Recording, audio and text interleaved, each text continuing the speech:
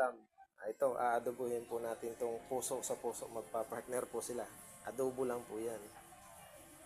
Bali, pagpa-partnerin natin. Ito na po yung puso ng baboy at saka yung puso ng saging. Bali, natadtad na po natin sila. Alright. Isama na natin sibuyas at bawang. Ilagay na rin natin tong puso ng baboy.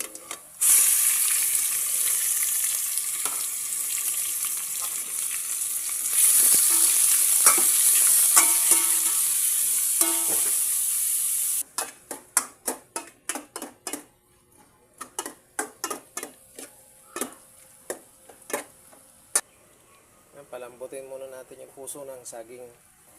Puso pala ng baboy. Ayan, medyo malambot na. Ilagay na natin itong puso ng saging.